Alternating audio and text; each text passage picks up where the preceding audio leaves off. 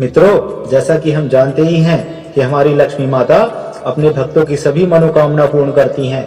ऐसी ही घटना एक नगर में हुई जहां बहुत सी महिलाएं मिलकर प्रतिदिन माता लक्ष्मी की पूजा किया करती थीं, उनका कीर्तन किया करती थी। एक दिन उन पर माता लक्ष्मी की कृपा हो गई।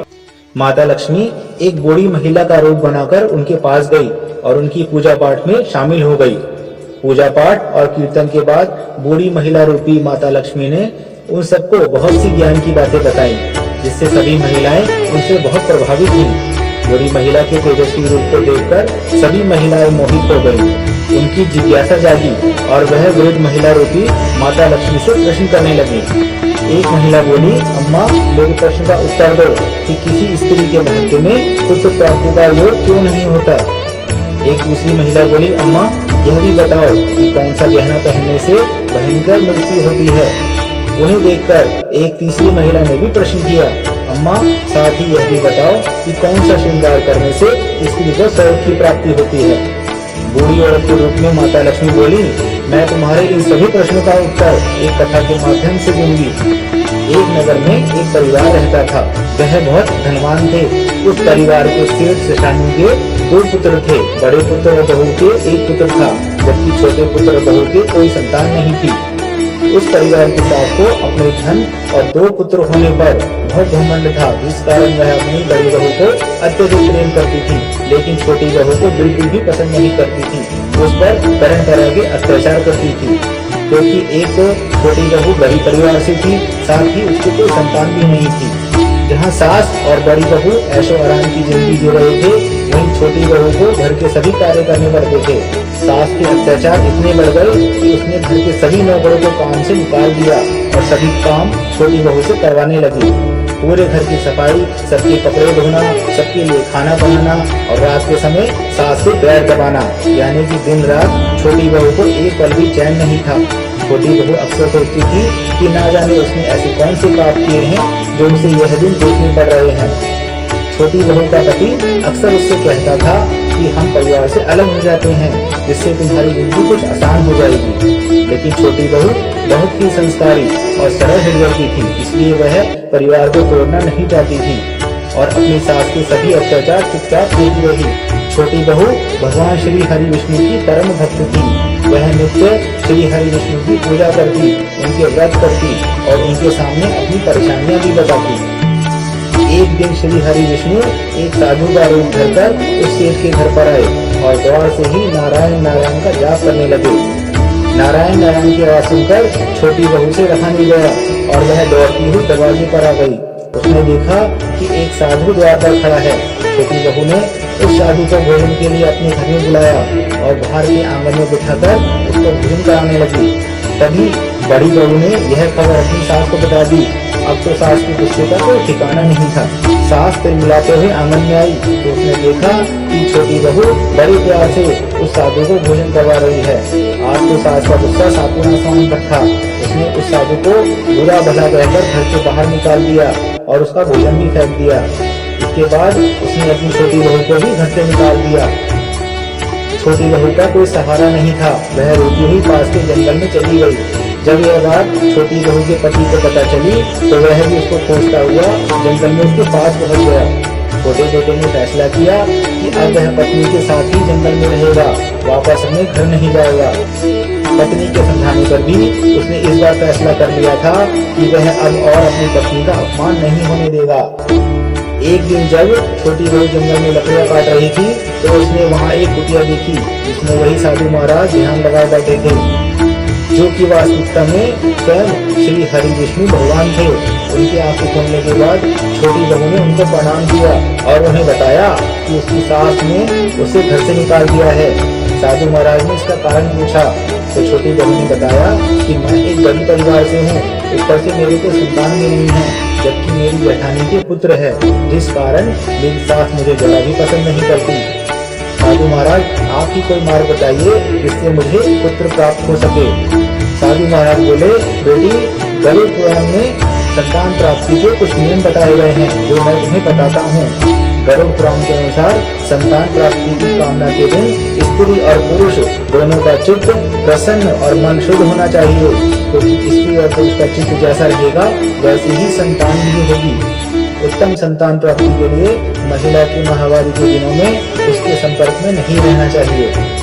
मान्यता है कि देवताओं द्वारा स्त्री को माहवारी का श्राप दिया गया था, इसलिए इस दौरान स्त्री की आभा को अशुद्ध माना जाता है। माहवारी के 7 दिन पश्चात महिला देवताओं और पितरों की पूजा करने योग्य मानी जाती है। इसलिए उत्तम चरित्र और चरित्रवान संतान के लिए 7वें दिन के बाद ही गर्भाधान के लिए प्रयास करें। उत्तम संतान की प्राप्ति के लिए स्त्री और पुरुष को पहले स्नान कर अपने शरीर को स्वच्छ कर लेना चाहिए और साफ कपड़े पहनने चाहिए। साथ ही बिस्तर साफ सुथरा होना चाहिए। बेटी सम दिनों में गर्भाधान से पुत्र और विषम दिनों में गर्भाधान से पुत्री की प्राप्ति होती है। गरुड़ पुराण के अनुसार पुत्र रत्न की प्राप्ति के लिए महिला के मासिक धर्म समाप्त होने के 8वें, 10वें, 12वें, 14वें और 16वें दिन यानी सम दिनों के मिलन से पुत्र प्राप्ति की संभावना होती है। वहीं पुत्री प्राप्ति के लिए मासिक धर्म के बाद विषम दिन जैसे 9वां, 11वां, 13वां, 15वां, 17वां दिन बताए गए हैं। लेकिन मासिक धर्म के 18वें दिन के बाद मिलन से संतान प्राप्ति की संभावना बहुत कम होती है।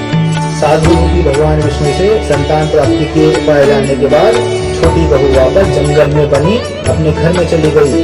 उसने साधु महाराज की बातों का पालन किया और कुछ माह बाद ही छोटी बहू ने गर्भ धारण कर लिया। छोटी बहू के एक सुंदर पुत्र ने जन्म लिया। छोटी बहू और उसके पति अच्छे से अपना जीवन बिता रहे थे कि एक दिन छोटी बहू के एक सुंदर पुत्र ने जन्म लिया। छोटी बहू और उसका पति अच्छे से अपना जीवन बिता रहे थे कि एक दिन छोटी बहू जब किसी काम से वापस अपने घर लौट रही थी तो तेज बारिश होने लगी। ऐसे में छोटी बहू ने एक गुफा देखी और बारिश से बचने के लिए उसके अंदर छुप कर बैठ गई। उस गुफा के ऊपर 2 राक्षस रहते थे। उन्हें पता नहीं था कि नीचे गुफा में छोटी बहू छुपी हुई है। वह बोले, बहुत दिन हो गए हम सुनहरी पहाड़ी पर नहीं गए।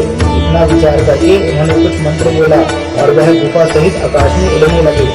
गुफा के साथ ही छोटी बहू भी उनके साथ सुनहरी पहाड़ी पर पहुंच गई, लेकिन छोटी बहू ने बिल्कुल भी आवाज नहीं की। दोनों राक्षस विचरण के लिए वहां से चले गए। उनके जाने के बाद छोटी बहू गुफा से निकली तो उसने देखा कि वहाँ बहुत बड़ी बड़ी चट्टानें पड़ी हैं जो कि सुनहरे रंग की हैं। जब छोटी बहू ने एक पत्थर उठाकर देखा तो वह आश्चर्यचकित रह गई, क्योंकि वह तो असली स्वर्ण था। छोटी बहू ने कुछ पत्थर उठाए और अपनी साड़ी के पल्लू में बांध लिए और वापस गुफा में छुप गई। कुछ देर के बाद दोनों राक्षस वापस आए और उस गुफा के साथ वापस उड़कर जंगल में आ गए। एक बार फिर राक्षसों के जाने के बाद छोटी बहू वहां से निकली और दौड़कर वापस अपने घर आ गई। वापस आकर उसने सारी कहानी अपने पति को बताई और वह बहुत सारा स्वर्ण भी उसे दिखाया। छोटी बहू बहुत सरल हृदय और प्रेम रखने वाली थी, इसलिए उसने सोचा कि मैं यह सुख अपने ससुराल वालों के साथ मिलकर बांटूंगी। इसलिए वह अपने पति और अपने बेटे के साथ वापस ससुराल लौट आई। ससुराल में उसने सास ससुर और जेठ जेठानी को पूरी कहानी कह सुनाई और अपना स्वर्ण भी उन्हें दिखाया। लेकिन इसके बावजूद सास उस पर गुस्सा होने लगी और बोली, अरे मूर्ख, यदि तूने वहाँ पर सोने का पहाड़ देखा था तो इतने छोटे पत्थर क्यों लेकर आई? इससे हमारा क्या होगा? छोटी बहू बोली, सासू माँ, यह इतना स्वर्ण है कि हमारी कई पीढ़ियां आराम से खा सकेंगी। लेकिन सास को सब्र नहीं था। उसने छोटी बहू से उस गुफा का पता जान लिया और छोटी बहू की तरह ही उस गुफा में जाकर छुप गई। कुछ देर बाद दोनों राक्षस वहां पर लौट आए और वह बोले, आज हमारा मन ताजा हिरण खाने को हो रहा है, इसलिए हमको शैतानी जंगल में जाना चाहिए। जब यह बात गुफा में छुपी सास ने सुनी तो उस मूर्ख से चुप नहीं रहा गया और वह बोल पड़ी, जंगल में जाकर क्या करोगे? तुम उस स्वर्ण पर्वत पर चलो जहाँ हर जगह स्वर्ण बिखरा हुआ है। दोनों राक्षसों को आवाज से पता चल गया कि गुफा में कोई छुपा हुआ है और उन्होंने आकाश मार्ग में से ही सास को नीचे फेंक दिया। इससे उसकी मृत्यु हो गई। यह बात जब उनके परिवार को पता चली तो वहाँ मातम छा गया, लेकिन करते भी तो क्या करते। बड़ा बेटा और उसकी बहू दोनों ने अपने छोटे भाई और छोटी बहू से माफी मांगी और सभी मिलकर एक साथ रहने लगे। इतनी कहानी सुनाने के बाद बूढ़ी औरत के रूप में माता लक्ष्मी बोली, बेटियों, जो भी स्त्री धर्मशास्त्र में बताए गए इन नियमों का पालन नहीं करती उसे पुत्र प्राप्ति का योग नहीं बनता। तुम्हारा दूसरा प्रश्न, कौन सा गहना पहनने से मृत्यु योग बनता है, तो वह गहना है लालच का गहना, जिसे लालची सास ने पहना और उसे मृत्यु प्राप्त हुई। तुम्हारा तीसरा प्रश्न कि कौन सा श्रृंगार स्त्री को स्वर्ग की प्राप्ति कराता है, तो वह श्रृंगार है मर्यादा और संस्कार का श्रृंगार, जो कि छोटी बहू ने किया और उसे सभी सुखों की प्राप्ति हुई। ऐसी स्त्री को अवश्य ही स्वर्ग की प्राप्ति होती है। मित्रों, आशा है कि माता लक्ष्मी की कृपा से उन महिलाओं के साथ ही आपको भी इन प्रश्नों के उत्तर मिल गए होंगे। तो आप भी जीवन में इन नियमों का पालन करें और सभी प्रकार के सुख और समृद्धि प्राप्त करें। ओम नमो भगवते वासुदेवाय नमः। हर हर महादेव। लक्ष्मी माता की जय। जय श्री राम, जय श्री कृष्ण।